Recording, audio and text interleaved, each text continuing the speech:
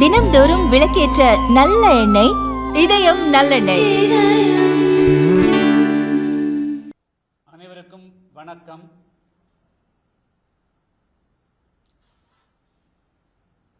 தமிழகத்தில் தொடர்ந்து ஏறக்குறைய 30 வருடங்களாக பன்னாட்டு கம்பெனிகள் தொழிற்சாலைகளை தொடங்குகின்றன.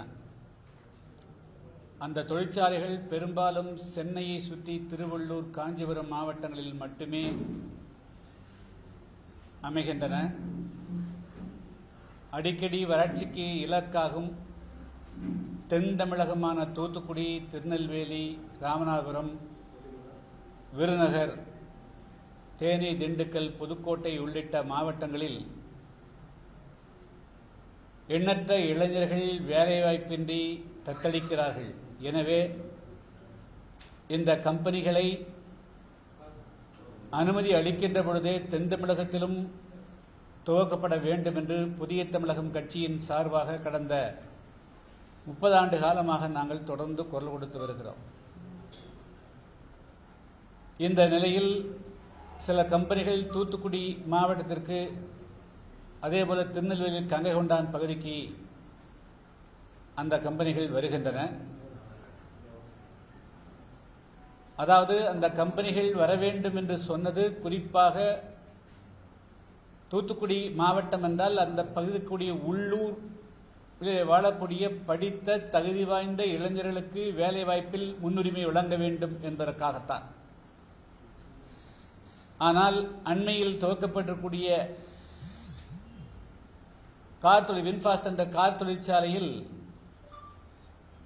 300க்கும் மேற்பட்டவர்கள் வேலை வாய்ப்பு கொடுக்கப்பட்டிருக்கிறார்கள். ஆனால் அவர்களில் உள்ளூர் வாசிகள் மிக குறைவு. அதேபோல பெரிய பல கம்பெனிகள் அங்கே துவக்கப்படுகின்றன. கட்டுமான பணிக்கு அந்த உள்ளூர் மக்களை பயன்படுத்துகிறார்கள்.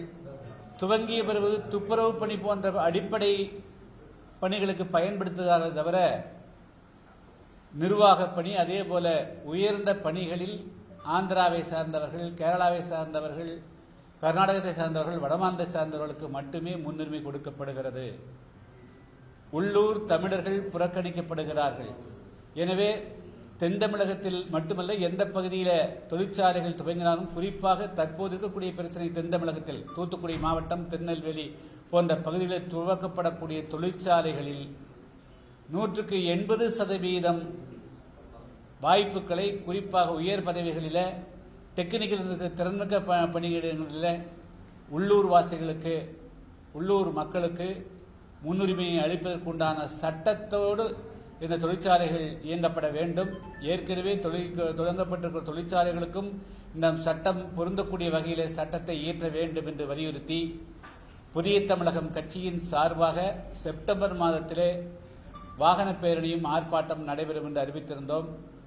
தவிர்க்க இயலாத காரணத்தினாலே, அன்று வேறொரு நிகழ்ச்சி அங்கே முக்கியமாக இருந்த காரணத்தினாலே நாங்கள் அதை ஒத்திவைத்து அக்டோபர் மாதம் 16ஆம் தேதி என்று தூத்துக்குடியில் மிக பிரமாண்டமான ஒரு ஆர்ப்பாட்டத்தை, அதாவது உள்ளூர் பன்னாட்டு கம்பெனிகள் தொடங்கப்படுகின்ற பொழுது உள்ளூர் மக்களுக்கு முன்னுரிமை அளித்திட வேண்டும், அதற்குரிய சட்டத்தை தமிழ்நாடு இயற்ற வேண்டும் என்று வலியுறுத்தி அக்டோபர் மாதம் 16ஆம் தேதி பிரமாண்டமான வகையில் ஒரு ஆர்ப்பாட்டம் நடைபெற இருக்கிறது. அதற்குண்டான அனுமதி ஏற்கனவே நாங்கள் காவல்துறையினர் கொடுத்திருக்கிறோம். அதைத் தொடர்ந்து விருதுநகர் மாவட்டத்தில் பல பகுதிகளில், குறிப்பாக சிறுவத்தூர், பத்ராயூர் பகுதிகளில் மருத்துவமனைகள் இல்லாமல் இருக்கின்ற காரணத்தாலும் இருக்கக்கூடிய மருத்துவமனைகளும் பழைய மருத்துவமனைகள், ஏறக்குறைய 2 லட்சத்து 3 லட்சத்துக்கு மேற்பட்ட மக்கள் வாழக்கூடிய பகுதியில் போதிய மருத்துவ வசதிகள் இல்லாத காரணத்தினாலே அந்த மக்களுக்கு, அதாவது உரிய மருத்துவ வசதிகளை தந்திட வேண்டும், அதற்கு உண்டான நிதி ஒதுக்கிட வேண்டும் என்று வலியுறுத்தி அதுக்கு பிறகு அக்டோபர் மாதம் 18ஆம் தேதி என்று அங்கும் ஒரு ஆர்ப்பாட்டம் நடைபெற இருக்கிறது. தொடர்ந்து மக்களுடைய, உள்ளூர் மக்களுடைய பிரச்சனைகளை எடுத்து புதிய தமிழகம் கட்சியின் சார்பாக தொடர்ச்சியாக போராட்டங்கள் நடத்தப்படும். அதே விருதுநகர் மாவட்டம் 18 அக்டோபர் மாதம் 16ஆம் தேதி தூத்துக்குடி மாவட்டத்தில், அக்டோபர் மாதம் 18ஆம் தேதி விருதுநகர் மாவட்டத்தில். அடுத்தது கடந்த அந்த 5 மாத காலமாக தமிழ்நாட்டுடைய பல்வேறு மாவட்டங்களில் கிராமந்தோறும் சுற்றுப்பிரயாணம் மேற்கொண்டு வருகிறேன். கிராம பகுதிகளில் ஆண் சகோதரர்கள் மிகப்பெரிய அளவுக்கு குடிப்பழக்கங்களுக்கு ஆளாகி தங்களுடைய உடல்நிலைகளை கெடுத்திருக்கிறார்கள். மிகவும் பரிதாபமான நிலையில் அவருடைய பொருளாதாரங்கள் இருக்கிறது. குறிப்பாக விவசாய தொழிலாளர்களாக இருக்கக்கூடியவர்கள், கட்டிடத் தொழிலாளர்களாக இருக்கக்கூடியவர்கள், யாரெல்லாம் தினச்சம்பளம் பெறுகிறார்களோ அவர்கள் தங்களுடைய வருமானத்தினுடைய பெரும் பகுதியை அவர்கள் மதுவிற்கே செலவழிக்கக்கூடிய சூழலும், பெண்கள் சம்பாதிக்கக்கூடியதை அவர்களுடைய வருமானத்தை இவர்களுக்கு உடல்நிலையை சரி செய்வதற்காக செலவழிக்க வேண்டிய அவநிலையும் இருக்கிறது. இன்று ஆட்சியில் இருக்கக்கூடியவர்கள் 2006ஆம் ஆண்டு 2010களில் எதிர்க்கட்சியாக இருந்தபோது தமிழ்நாட்டில் ஆட்சிக்கு வந்தவுடன் பூர்ண மதுவிலக்கு அமல்படுத்தப்படும் என்று வாக்குறுதி கொடுத்திருக்கிறார்கள். அதை வரக்கூடிய பொங்கல் தினத்திலிருந்தாவது அதை அமல்படுத்த வேண்டும் என்று சொன்னால், இதனால் எண்ணற்ற இளைஞர்கள், பெரியோர்கள் தமிழ்நாட்டினுடைய அந்த 70 வயது அடைவதற்கு 60 வயது அடைவதற்கு முன்பாக இறந்து போய் விடுகிறார்கள்.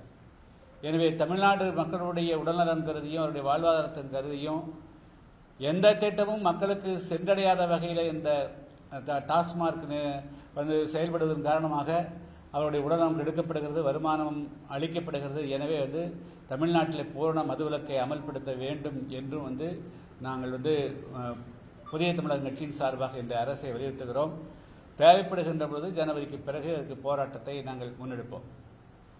அதேபோல கிராமங்களிலே நாங்கள் சுற்றுப்பிரயாணம் செய்கின்ற பொழுது இன்னும் பல கிராமங்களிலே, கிராம கோயில்களிலே அனைத்து மக்களுக்கான வழிபாட்டு உரிமை மறுக்கப்படுகிறது.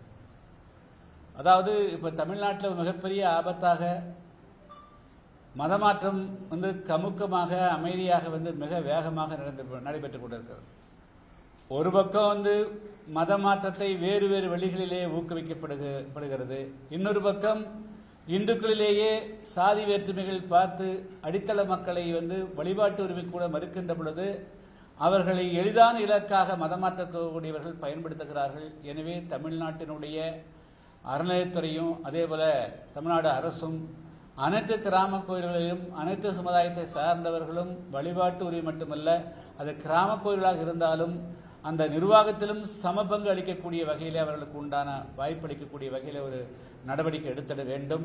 அதே போலதான் இப்பொழுது விருதுநகர் மாவட்டம் சாத்தூர் இருக்கக்கூடிய இருக்கன்குடி மாரியம்மன் கோவில், அந்த கோயில் ஏறக்குறைய 300-400 வருடங்களுக்கு மேலாக பிரசித்தி பெற்ற கோயிலாக இருக்கிறது. திடீரென்று 1995ஆம் ஆண்டு அந்த கிராமத்தினுடைய எல்லையை அறியாமல் கூடிய 3 கிலோமீட்டருக்கு அப்பால் கூடிய கிராமத்தோடு சேர்த்த காரணத்தினாலே இப்பொழுது அங்கு ஒரு அசாதாரணமான சூழ்நிலை நிலவுகிறது. எனவே 95க்கு முன்பு இருந்த நிலையே இருக்கன்குடி மாரியம்மன் கோவில் அந்த சர்வேயில் இருந்திட வேண்டும் என்று அதையே நாங்கள் வலியுறுத்துகிறோம். இதுபோன்று பல முக்கியமான விஷயங்கள் தமிழ்நாட்டில் கிராம அளவில் நடக்கக்கூடியதெல்லாம் தமிழ்நாட்டுடைய அரசனுடைய கவனத்துக்கு வராமல் இருக்கிறது. எனவே தமிழ்நாடு அரசு அடித்தள மக்கள் மத்தியில் இருக்கக்கூடிய பல்வேறு பிரச்சனைகளை உடனடியாக தீர்த்திட வேண்டும் என்று வலியுறுத்துகிறேன். கடந்த 27ஆம் தேதி அன்று கரூர் மாவட்டம் கரூரில் பிரபல திரைப்பட நடிகரும் அண்மையில் தமிழ்நாடு வெற்றி கழகம் என்ற அரசியல் கட்சியை துவங்கியிருக்கக்கூடிய விஜய் அவர்கள் தனது பரப்புரையை மேற்கொள்கின்ற பொழுது 41 பேர் உயிரிழந்த சம்பவம் தமிழகத்தை மட்டுமல்ல உலகத்தினுடைய கவனத்தையே ஈர்த்திருக்கிறது. 41 பேருடைய மரணம் என்பது அது சாதாரணமாக எடுத்துக்கொள்ள இயலாது. இதுபோன்ற ஒரு சம்பவம் சாதாரணமாக, அதாவது ஒரு போராட்டங்களிலே துப்பாக்கி சூடுகள் நடத்தி அல்லது கண்ணீர் புகைக்குண்டு வீச்சுகள், தடியடிகள் நடத்தி பல்வேறு சம்பவங்களிலே பலர் உயிர்ந்திருக்கிறார்கள். ஆனால் ஒரு பொதுக்கூட்டம் அல்லது இதுபோன்று ரோட் ஷோக்கள் என்று அழைக்கப்படக்கூடிய இந்த நிகழ்வுகளிலே இவ்வளவு பெரிய உயிரிழப்பு நடந்தது இதுதான் முதல் முறை. இப்பொழுது கடந்த ஒரு வார காலம் ஆகிவிட்டது சம்பவம் நடந்தது. இந்த சம்பவத்திற்கான முழு முதல் காரணம் யார்? இந்த சம்பவம் ஏன் நடந்தது? எப்படி நடந்தது? யாரால் நடந்தது?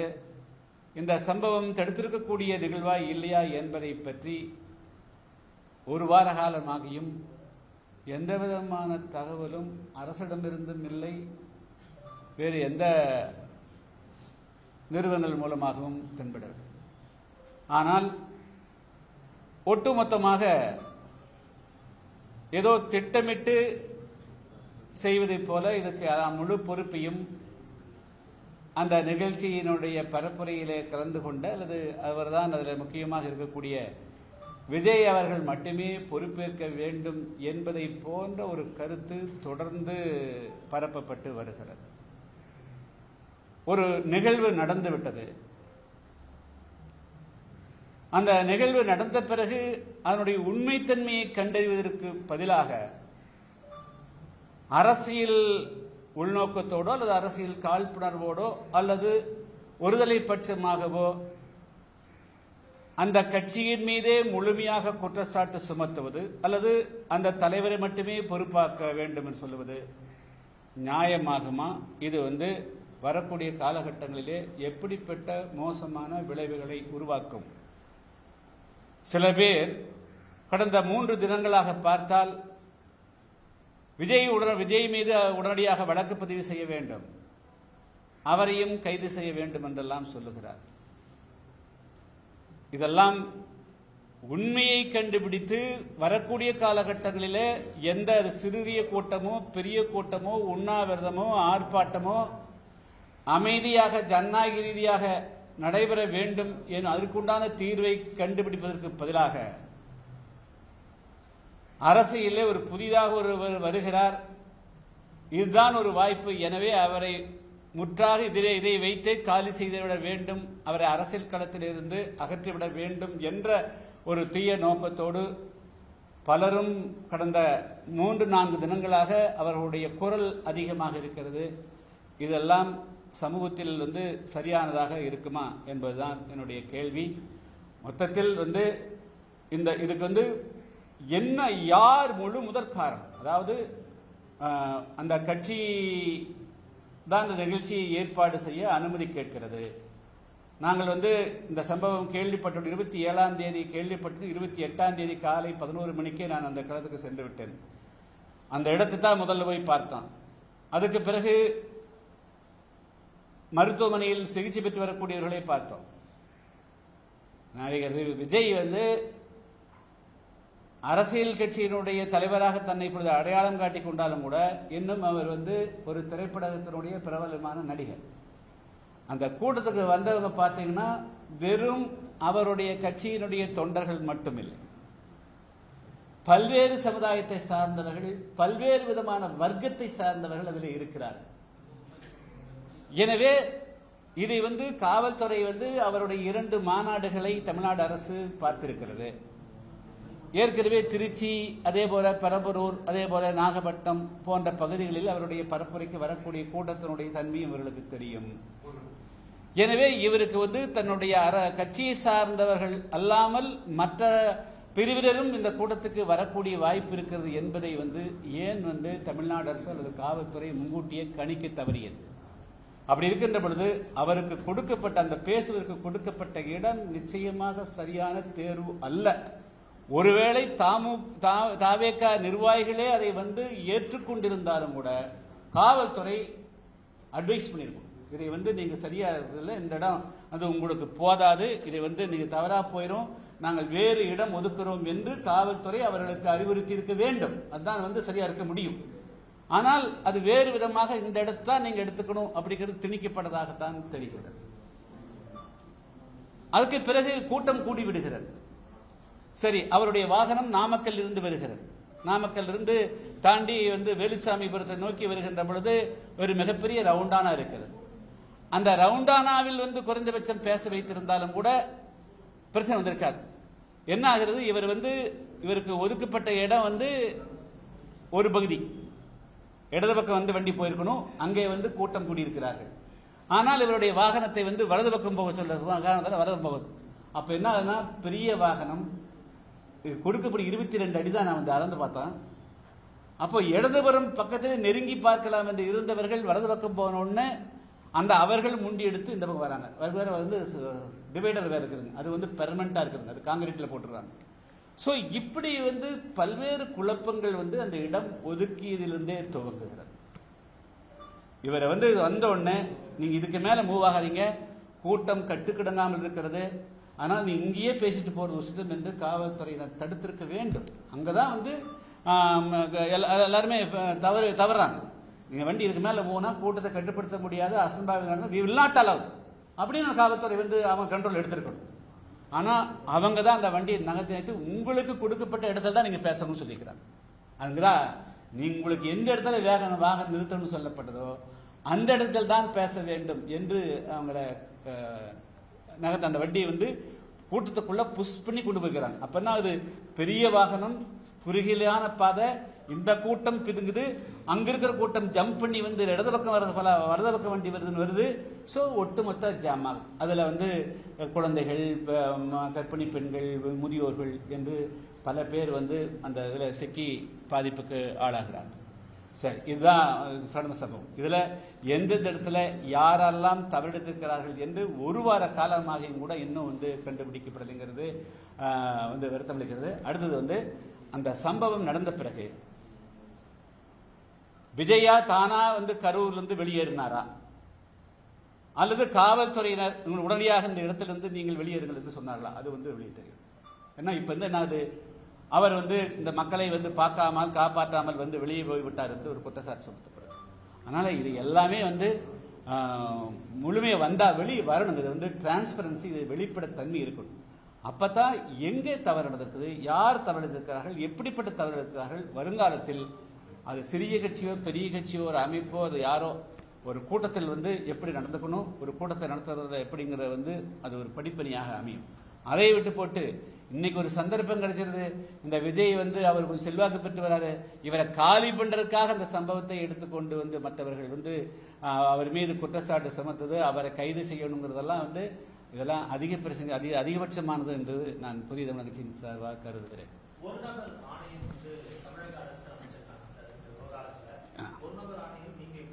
சார், இந்த ஒரு நபர் ஆணையம் சொல்லவே வேண்டாம் சார், அது ஏற்கனவே அறிக்கையெல்லாம் தயாராகிக்கும் சார். அவங்க கையெழுத்து போடுறது மட்டும் தான் பாக்கி இருக்கும்.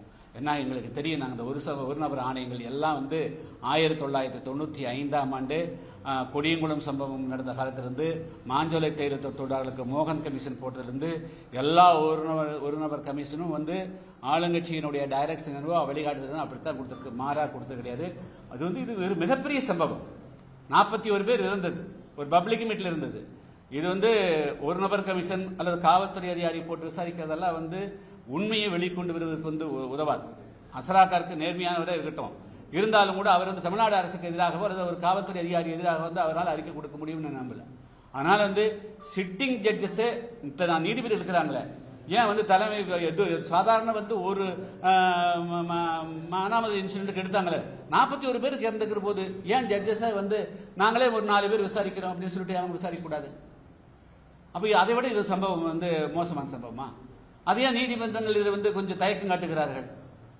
அதனால இதுக்கு குறைஞ்சது நியூட்ரல், டோட்டலா நடுநிலைமையோடு விசாரிக்கக்கூடியவர்கள் விசாரிச்சா தாங்க அது உண்மை வரும். இந்த உண்மையை கொண்டு வருவதற்கு தான் எல்லாருடைய குரல் இருக்கணும். ஆனா தமிழ்நாட்டினுடைய இது என்னன்னா, எல்லாவற்றிலுமே சாவிலே அரசியல் செய்வது போல எல்லாருடைய பார்வையும் எல்லாருமே எப்படியாவது விஜயை கார்னர் பண்ணணும், விஜயை ஒதுக்கி விட்டுறணும், அவரை மீண்டும் தேர்தல் பிரச்சாரத்துக்கு வரக்கூடாது, இதை வச்சே கண்டம் பண்ணி அவரை பலகீனப்படுத்தி அந்த இடத்தை மீண்டும் மற்றொரு கைப்பற்றிக் கொள்ள வேண்டும் என்ற ஒரு குறுகிய நோக்கம் இருப்பதாக கருதுகிறேன்.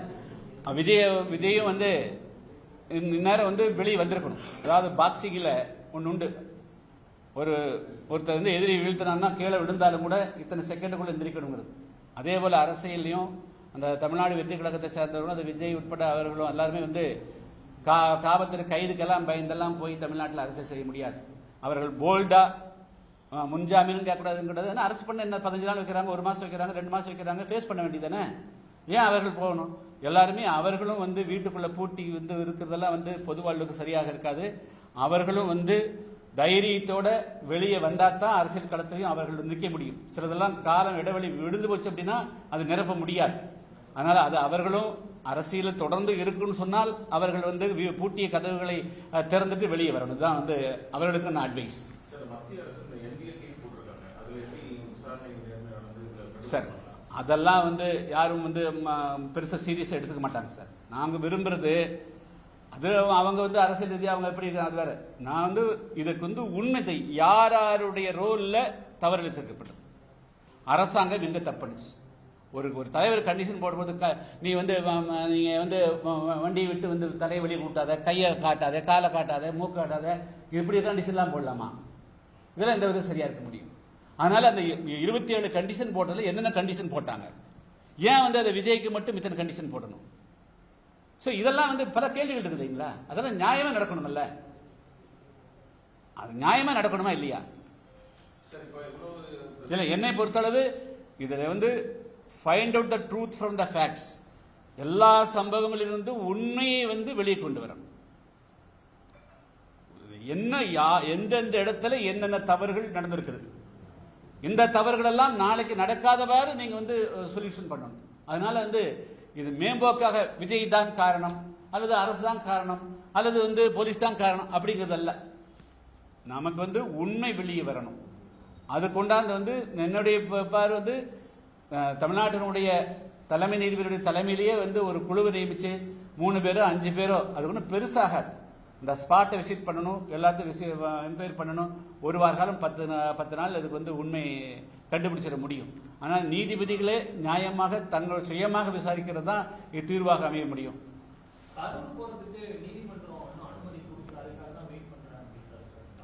இல்ல அதான் அப்படின்னா அவர் தான் சொல்லணுங்க. நீண்ட நாள் மௌனம் வந்து அது வந்து சரியா இருக்க முடியாது.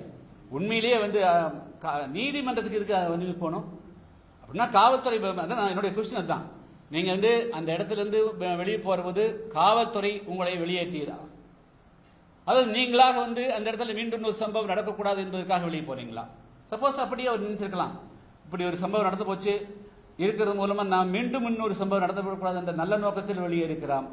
அல்லது இவரை அந்த இடத்துல இருந்து எடுத்துட்டு நாம ஃபுல் கண்ட்ரோல் எடுக்கணும் அப்படிங்கிறதுக்காக காவல்துறை எடுத்ததா என்ன அப்படிங்கிறது தெரியல. அதனால அவர் தான் சொல்லணும். அதுபோக வந்து இவருக்கு நீதிமன்றத்துக்கு இப்ப நீதிமன்றம் தடை போட்டது அவரை மீண்டும் நீதிமன்றத்துக்கு போறதுக்கு. அப்படி ஒரு தடை வந்து ஆபீஸா வெளிப்படையே இருக்கிற மாதிரி தெரியல. அதனால வந்து அவர் தான் சொல்லணும். வந்து அவர் வந்து அவரும் தொடர்ந்து வந்து அப்படி வீட்டுக்குள்ளேயே முடங்கி கிடக்கிறது வந்து சரியான மெத்தட் கிடையாது. சென்னை உயர்நீதிமன்றம் வழக்கறிஞர் செந்தில் குமரன் சொல்லியிருக்காரு, கரூர் சம்பவம் விஜய் மீது போலீசார் வழக்கு பதிவு செய்யாதது இல்ல. அதாவது நீதிபதிகள் மேல வந்து நான் ஒன்னு அவர் சொல்றது வந்து அது அவருடைய கருத்து இருக்கிறார். நான் அப்படி ஒரு ரெக்கார்டு வந்து நான் வந்து பார்த்தேன். அந்த ஜட்ஜ்மெண்ட் இருக்கிற மாதிரி தெரியலீங்க. நீதிபதிகள் வந்து பல விஷயங்கள் வந்து பேசுற போது வந்து சில கமெண்ட்ஸ் எல்லாம் பாஸ் பண்ணுவாங்க. அதெல்லாம் வந்து ஜட்ஜ்மெண்ட் ஆகாதுங்க. அவர் அப்படி ஒரு ஆர்டர் போட்ட மாதிரி தெரியல. என்னை பொறுத்த மட்டும் சரி விஜய் மேல வழக்கு போட்டா அது வந்து எப்படி நீங்க பண்ணுவீங்க? எப்படி வந்து உண்மை என்னன்னு கண்டுபிடிக்காம விஜய் போட்டா அதுதானே ஒருதலை பட்சம் வந்து அப்படி நீதிபதி சொல்ல முடியும். அந்த சம்பவம் வந்து விஜய் தான் காரணம் என்று சொன்னால் விஜய் மேல வழக்கு போடுறது தப்பில்லை. இந்த சம்பவம் யாரால் நடந்தது, எப்படி நடந்தது, ஏன் நடந்திருக்கு, தவிர்த்திருக்க முடியுமா முடியாதா என்பதே இன்னும் வெளிப்படையாகாத போது நீ விஜய் மேல வழக்கு போடுங்க, விஜய் உள்ள போன்னு சொல்லி நீதிபதி எப்படி சொல்ல முடியும்? அப்படி சொல்லியிருக்க மாட்டார். அப்படித்தான் கடந்த 3 நாட்களாக சில நபர்கள் சில கட்சியை சார்ந்தவர்கள் வந்து விஜய் மீது வழக்கு போடு, விஜய் மீது வழக்கு போடு, கைது செய்தது அதெல்லாம் டூ மச்.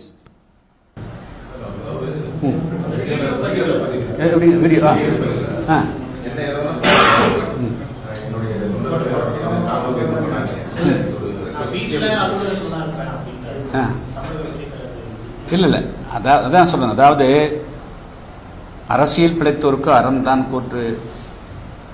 அதாவது வந்து அவர் விரும்பி இந்த நிகழ்ச்சி நடந்திருக்காது. அவர் அரசியல் வாழ்வில் அடியெடுத்து வைத்து சமுதாயத்தில் வந்து கடந்த 30 வருஷமா ஒரு மாற்றம் இல்லை. தமிழ்நாட்டில் ஒரு கூட்டணி ஆட்சி கொடுப்போம்னு ஒரு நல்ல நோக்கத்தோட வர்றாரு. அப்படி வர்றபோது அவர் எங்கேயாக ஒரு மாற்றாக எழுந்து வந்து விடுவாரோ என்று பலரும் பல கோணங்களிலிருந்து அவருக்கு எதிரான கருத்துக்கள் வந்து கொண்டிருக்கிறது. இப்படிப்பட்ட நிலையில அவர் உறுதியா தன்னுடைய நிலைப்பாட்டில் நிக்கணும். இப்ப இந்த சம்பவத்திற்கும் அவருக்கும் பொறுப்பு இல்லைங்கிற போது அவர் ஒரு மிகுந்த வருத்தத்தில் என்ன செய்வது, மக்களுக்கு பற்றி சொல்ல முடியுமா அரசா அப்படிங்கிற ஒரு குழப்பம் அல்லது ஒரு தயக்கம் அல்லது வேற ஏதாவது இருந்திருக்கலாம் மனசுக்குள்ள. திடீரென்று ஒரு முடிவெடுக்க முடியாது இருந்திருக்கலாம். ஆனால் ஏறக்குறைய 7 நாள் ஆகிவிட்டது. ஆனால் அவர் அரசியல் கட்சி நடத்தக்கூடியவர், அது 2026 சட்டமன்ற தேர்தலில் ஃபேஸ் பண்ணக்கூடியவர், தொடர்ந்து வீடியோ மூலமாகவே கருத்தை சொல்லிக் கொண்டிருப்பார்.